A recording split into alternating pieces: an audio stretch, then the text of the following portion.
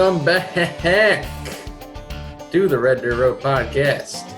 I'm your host, Marshall Farnsworth, here with Alex Brighton Bach. How's it going? It's going fine. How are you? I am fine and dandy in the new apartment, out of the parents' basement, and got the new pad, and it's nice. It's big upgrade from anywhere I've ever had before. Super nice. Nice. It's and I'm working from home right now, so I'm getting the full use out of it. So I'm good. The bird has left the nest yet again. Oh yeah. Yeah, we'll have to have. We're thinking maybe some kind of Halloween homecoming party. Not homecoming. What's it called? Housewarming. Halloween housewarming party. Something like that. Nice. Sounds good. So this is a good time to be on the Red Dirt Road podcast. We got some more broken records for ourselves. So we just broke our weekly streaming record, 76 streams in a week. So that is the best for us. And also we had our first episode break 100 streams. The Red Dirt Road podcast playlist. Or not the awesome. Playlist. The Red Dirt Road podcast trailer broke 100 plays and counting, obviously. So first one to do that, which is pretty awesome. We're getting a lot of streams. Our last podcast episode been out for a week, and it got 24 plays. And so we're getting that consistent, 20 to 25 plays before the next episode's going up, and then we're getting more plays on it after that. So people are finding us. Moving on up in the world.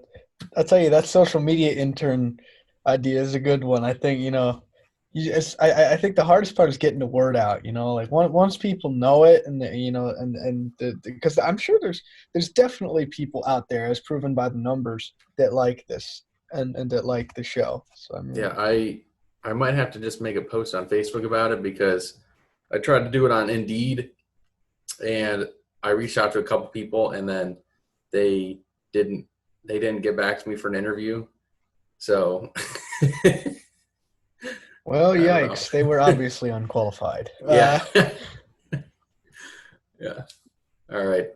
Moving on to this song. A few facts about the song first. It was actually released as a single in 1988, year before the album came out. It's the second to last song on the album. It's written by Brooks, Chris Waters, and Tom Shapiro. Waters, if you remember, co-wrote Highways and Heartaches. And then Tom Shapiro is a songwriter that's written, says 26 number one hits, 324 in length. And then here's a breakdown of the lyrics of the song and whatnot. It's got 13-second kind of funky guitar band intro. First verse, Kix Brooks saying that there's a girl that walks by and gives Kix the, quote, "come on" look. And he's saying that he hears everything she doesn't see. It's an interesting one. Likely referring to guys staring at her, flirting with her, whatnot. He's got the chorus, which basically he likes this girl's moves, and he gets in real close by her when she's moving like that. And he says, "I'm on to you." Name of the song. Second and last verse, they are playing a game, pretending not to notice each other. Kix says that he's easy and you can tease me. There's a chorus, guitar breakdown, and another chorus. So not a whole lot to the song. What's your takeaway of this? I mean, right off the bat, I did happen to I enjoyed the song. I think, we're right back to, that I don't know, that honky-tonk vibe that Kix Brooks had been showing us. And it's the pre-Brooks and Dunn honky-tonk vibe. It's not exactly, hasn't been fully developed yet, but you can tell it's there, and, the beginnings of it are there. And, this really has that that rockin' sort of love song makes you want to dance vibe to it.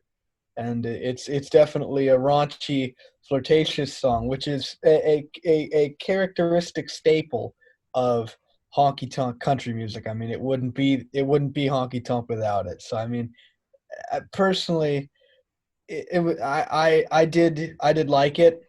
I think that there are um I think a little magic on my mind was a little bit better than it, but you can tell that that there are some similarities between these songs, and I honestly I did like the intro to this song, as you mentioned, the funky introduction. This album does have a way with funky introductions. You see multiple songs that have really experimental and different introductions, I'd say.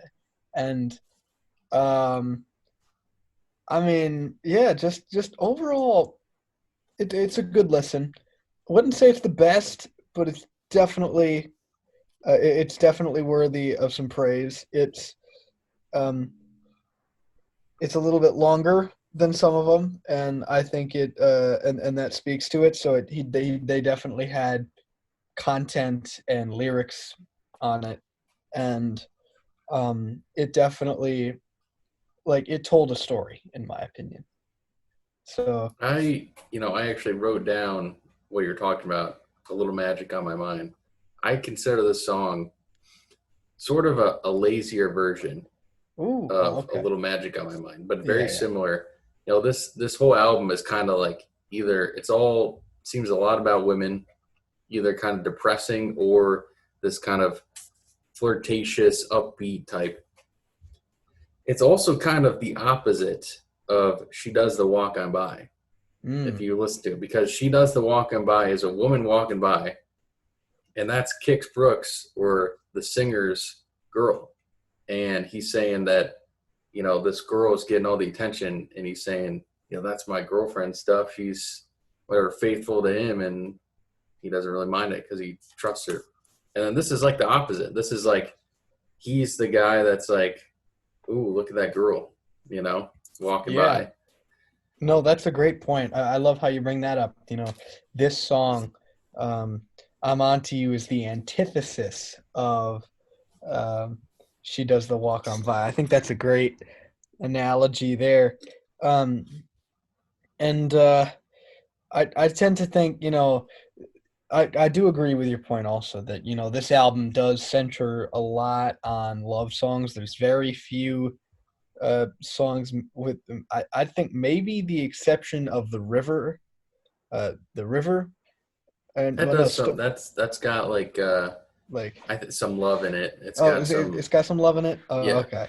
All right. No, but I was going to say the majority, all 11 tracks, cover largely. I know we haven't gotten to the last rodeo yet, but and I won't spoil it. But the it definitely follows that sort of raunchy, honky tonk vibe. And then you have some slow ballads mixed in there. But I mean, if you even look at if you look up the studio album cover, the original vinyl release of this album, it is not.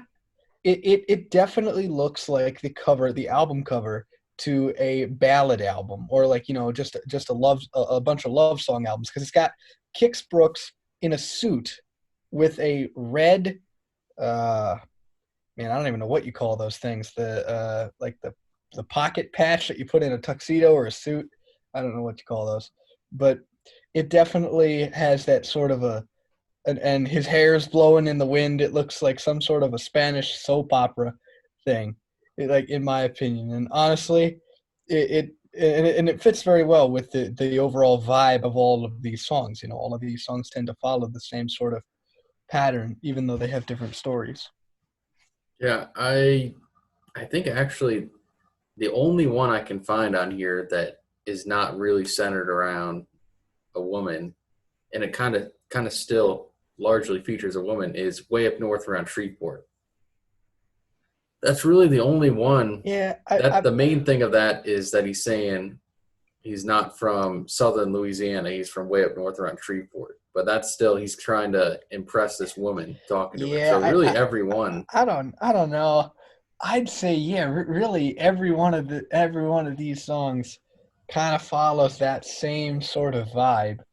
I mean, Yeah. yeah, I way up north around Shreveport, you could make a case for that. You could make the case that says, oh, this isn't really a love song. It's kind of talking about more where he's from, but in the context of it, he's also talking about he's doing this to try to impress a woman, to try to seduce a woman because she's not ready to wrestle with a Gator man. So he's saying, whoa, whoa, whoa, whoa, whoa, I'm from way up north around Shreveport, something like that. yeah. But I I do not like. I didn't like this song. I don't know if it was. I think probably the lyrics. It just wasn't very deep to me. It, you know, every verse and every chorus kind of just said the same thing.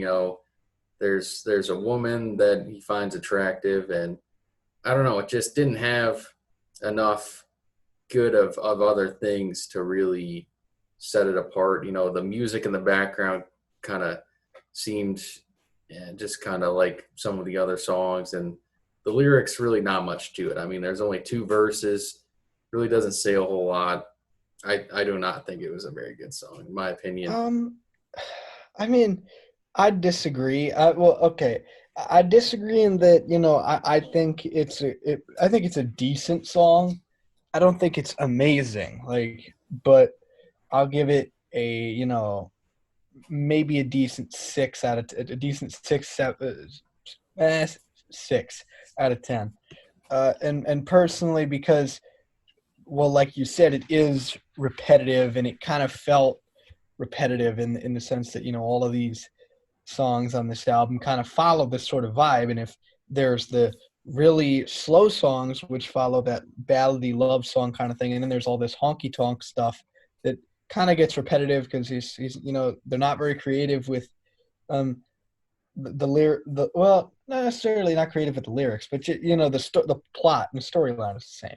And so you go into it almost expecting it. And I think, like, honestly, um just even looking at the title of the song, like "I'm Onto You," you kind of already get that vibe if you haven't even listened to it, that it's gonna be something about a a a girl, or pursuing a love interest. Well, that about wraps it up for this song. Not a whole lot there. One more song to go.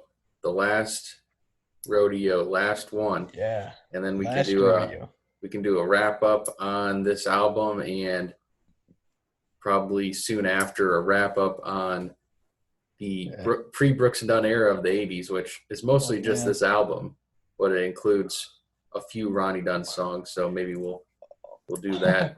Kind of forget about. What's it, a whole summer and 11 weeks later? Yep.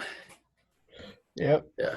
We've finally we've reached the penultimate episode. We're into fall now. We're into fall, and we started this, I think, in the spring. We started this Yeah, album in the yeah, it spring. did. Took the I'd say entire so. summer. Yeah. We started in spring over quarantine, basically. So that wraps it up for the Red Dirt Road podcast today. We will see you guys next time. See you around.